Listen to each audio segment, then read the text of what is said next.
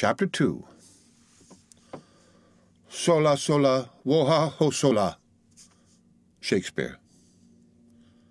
While one of the lovely beings we have so cursorily presented to the reader was thus lost in thought, the other quickly recovered from the alarm which induced the exclamation, and, laughing at her own weakness, she inquired of the youth who rode by her side, "Are such spectres frequent in the woods, Hayward, or is this sight an especial entertainment ordered on our behalf? If the latter, gratitude must close our mouths, but if the former, both Cora and I shall have need to draw largely on that stock of hereditary courage which we boast, even before we are made to encounter the redoubtable Montcalm." "Yon Indian is a runner of the army, and after the fashion of his people, he may be accounted a hero," returned the officer. "He has volunteered to guide us to the lake by a path but little known, sooner than if we followed the tardy movements of the column, and by consequence more agreeably." "I like him not," said the lady, shuddering partly in assumed yet more in real terror. "You know him, Duncan, or you would not trust yourself so freely to his keeping?" "Say rather, Alice, that I would not trust you. I do know him, or he would not have my confidence, at least of all at this moment. He is said to be a Canadian, too, and yet he served with our friends, the Mohawks, who, as you know, are one of the 6 allied nations. He was brought among us, as I have heard, by some strange accident in which your father was interested, and in which the savage was rigidly dealt by. But I forget the idle tale. It is enough that he is now our friend." "If he has been my father's enemy, I like him still less," exclaimed the now really anxious girl. "Will you not speak to him, Major Hayward, that I may hear his tones? Foolish though it may be, you have often heard me avow my faith in the tones of the human voice." "It would be in vain, and answered most probably by an ejaculation. Though he may understand it, he affects, like most of his people, to be ignorant of the English, and least of all will he condescend to speak it, now that the war demands the utmost exercise of his dignity. But he stops. The private path by which we are to journey is doubtless at hand." The conjecture of Major Hayward was true. When they reached the spot where the Indian stood, pointing to the thicket that fringed the military road, a narrow and blind path which might with some little inconvenience receive one person at a time, became visible. "Here, then, lies our way," said the young man in a low voice. "Manifest no distrust, or you may invite the danger you appear to apprehend." "Cora, what think you?" asked the reluctant fair one. "If we journey with the troops, though we may find their presence irksome, shall we not feel better assurance of our safety?" "Being little accustomed to the practices of the savages, Alice, you mistake the place of real danger," said Hayward. "If enemies have reached the portage at all, a thing by no means probable as our scouts are abroad, they will surely be found skirting the column where scalps abound the most. The route of the detachment is known, while ours, having been determined within the hour, must still be secret." "Should we distrust the man because his manners are not our manners, and that his skin is dark?" coldly asked Cora. Alice hesitated no longer, but giving her Narragansett, see note, a smart cut of the whip, she was the first to dash aside the slight branches of the bushes and to follow the runner along the dark and tangled pathway. The young man regarded the last speaker in open admiration, and even permitted her fairer, though certainly not more beautiful companion, to proceed unattended while he sedulously opened the way himself for the passage of her who has been called Cora. It would seem that the domestics had been previously instructed, for, instead of penetrating the thicket, they followed the route of the column, a measure which Hayward stated had been dictated by the sagacity of their guide in order to diminish the marks of their trail, if, haply, the Canadian savages should be lurking so far in advance of their army. For many minutes the intricacy of the route admitted of no further dialogue, after which they emerged from the broad border of underbrush which grew along the line of the highway and entered under the high but dark arches of the forest. Here their progress was less interrupted, and the instant the guide perceived that the females could command their steeds, he moved on at a pace between a trot and a walk, and at a rate which kept the sure-footed and peculiar animals they rode at a fast yet easy amble. The youth had turned to speak to the dark-eyed Cora, when the distant sound of horses' hoofs clattering over the roots of the broken way in his rear caused him to check his charger, and, as his companions drew their reins at the same instant, the whole party came to a halt in order to obtain an explanation of the unlooked-for interruption. Note: in the state of Rhode Island there is a bay called Narragansett, so named after a powerful tribe of Indians which formerly dwelt on its banks. Accident, or one of the unaccountable freaks which nature sometimes plays in the animal world, gave rise to a breed of horses which were once well known in America, and distinguished by their habit of pacing. Horses of this race were, and are still in much request as saddle horses, on account of their hardiness and the ease of their movements. As they were also sure of foot, the Narragansetts were greatly sought for by females, who were obliged to travel over the roots and holes in the new countries. In a few moments a colt was seen gliding like a fallow deer among the straight trunks of the pines, and in another instant the person of the ungainly man described in the preceding chapter came into view with as much rapidity as he could excite his meagre beast to endure without coming to an open rupture. Until now this personage had escaped the observation of the travellers. If he possessed the power to arrest any wandering eye when exhibiting the glories of his altitude on foot, his equestrian graces were still more likely to attract attention. Notwithstanding a constant application of his one-armed heel to the flanks of the mare, the most confirmed gait that he could establish was a Canterbury gallop, with the hind legs in which those more forward assisted for doubtful moments, though generally content to maintain a loping trot. Perhaps the rapidity of the changes from one of these paces to the other created an optical illusion which might thus magnify the powers of the beast, for it is certain that Hayward, who possessed a true eye for the merits of a horse, was unable, with his utmost ingenuity, to decide by what sort of movement his pursuer worked his sinuous way on his footsteps with such persevering hardihood. The industry and movements of the rider were not less remarkable than those of the ridden.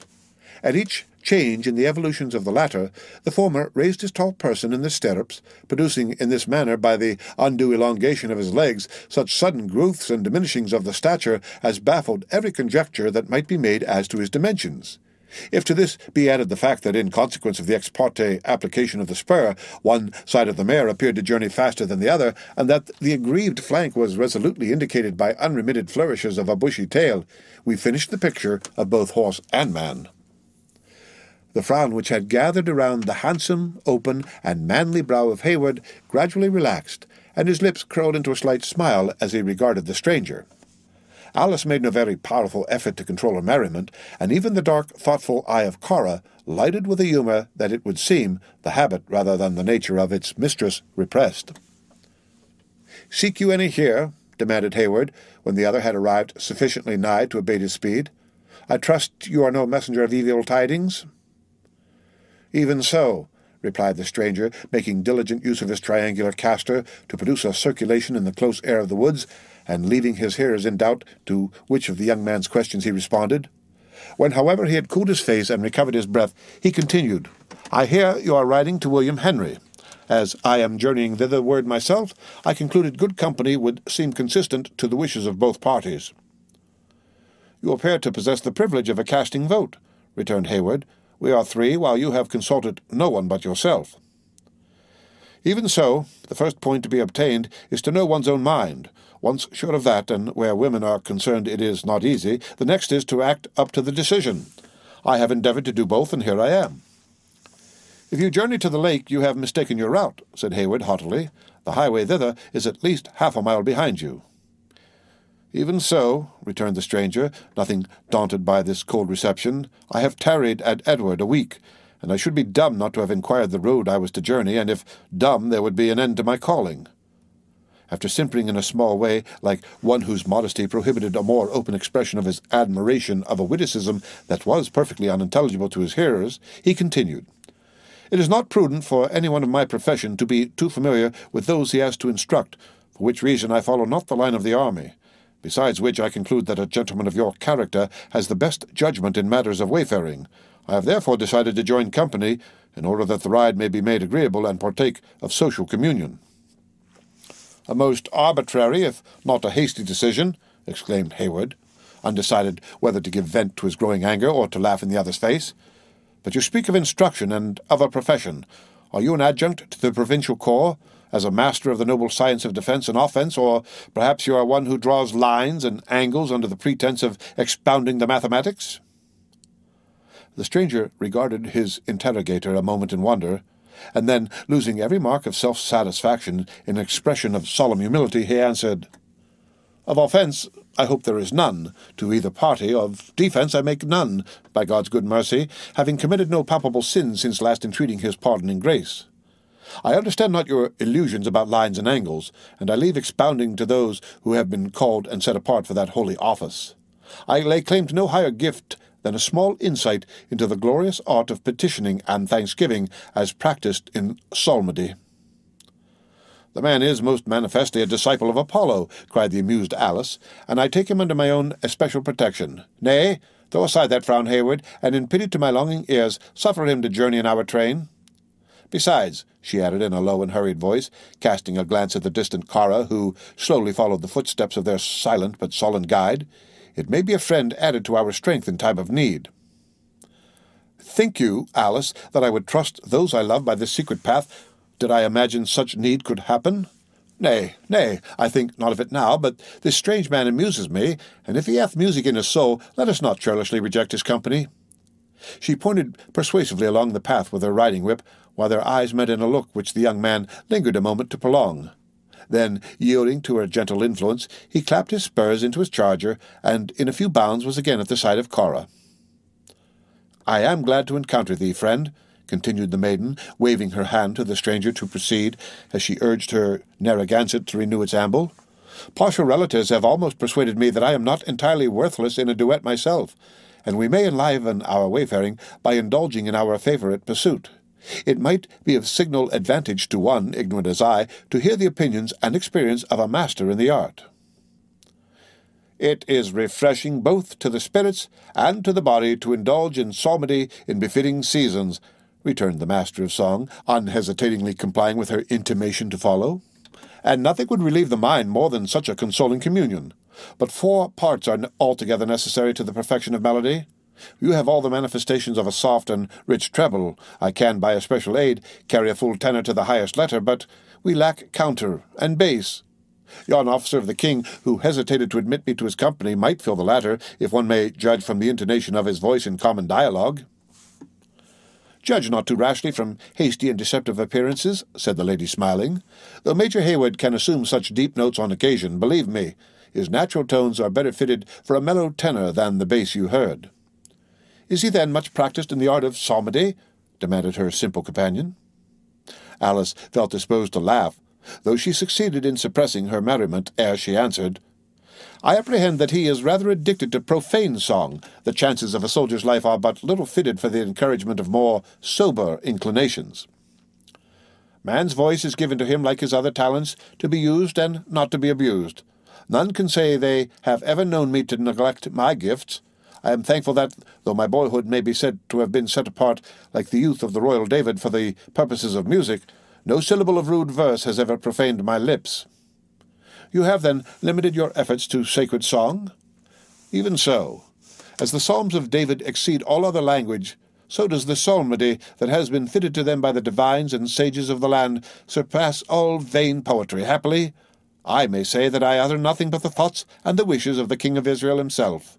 For though the times may call for some slight changes, yet does this version which we use in the colonies of New England so much exceed all other versions that, by its richness, its exactness, and its spiritual simplicity, it approacheth as near as may be to the great work of the inspired writer. I never abide in any place, sleeping or waking, without an example of this gifted work.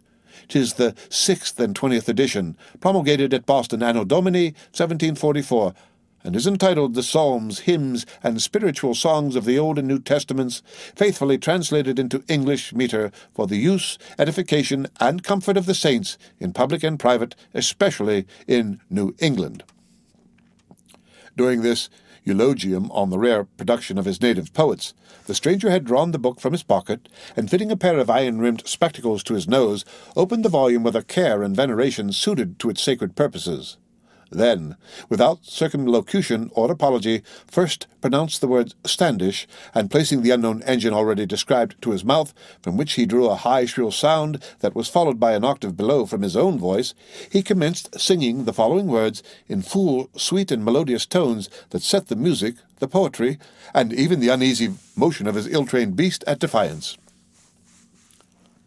"How good it is, O sea, and how it pleaseth well, together e'en in unity for brethren so to dwell. It's like the choice ointment from the head to the beard did go, down Aaron's head that downward went his garment's skirts unto. The delivery of these skilful rhymes was accompanied on the part of the stranger by a regular rise and fall of his right hand, which terminated at the descent by suffering the fingers to dwell a moment on the leaves of the little volume, and on the ascent by such a flourish of the member as none but the initiated may ever hope to imitate. It would seem long practice had rendered this manual accompaniment necessary, for it did not cease until the preposition which the poet had selected for the close of his verse had been duly delivered like a word of 2 syllables. Such an innovation on the silence and retirement of the forest could not fail to enlist the ears of those who journeyed at so short a distance in advance. The Indian muttered a few words in broken English to Hayward, who, in his turn, spoke to the stranger, at once interrupting and, for the time, closing his musical efforts. Though we are not in danger, common prudence would teach us to journey through this wilderness in as quiet a manner as possible. You will then pardon me, Alice, should I diminish your enjoyments by requesting this gentleman to postpone his chant until a safer opportunity. You will diminish them indeed, returned the arch-girl, for never did I hear a more unworthy conjunction of execution and language than that to which I have been listening, and I was far gone in a learned inquiry into the causes of such an unfitness between sound and sense, when you broke the charm of my musings by that bass of yours, Duncan.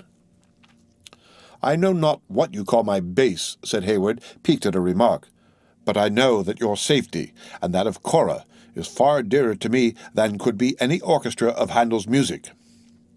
He paused and turned his head quickly toward a thicket, and then bent his eyes suspiciously on their guide, who continued his steady pace in undisturbed gravity. The young man smiled to himself, for he believed he had mistaken some shining berry of the woods for the glistening eyeballs of a prowling savage, and he rode forward, continuing the conversation which had been interrupted by the passing thought. Major Hayward was mistaken only in suffering his youthful and generous pride to suppress his active watchfulness. The cavalcade had not long passed before the branches of the bushes that formed the thicket were cautiously moved asunder, and a human visage, as fiercely wild as savage art and unbridled passions could make it, peered out on the retiring footsteps of the travellers. A gleam of exultation shot across the darkly painted lineaments of the inhabitant of the forest as he traced the route of his intended victims, who rode unconsciously onward, the light and graceful forms of the females waving among the trees in the curvatures of their path, followed at each bend by the manly figure of Hayward, until, finally, the shapeless person of the singing master was concealed behind the numberless trunks of trees that rose in dark lines in the intermediate space. The end of Chapter 2 of The Last of the Mohicans.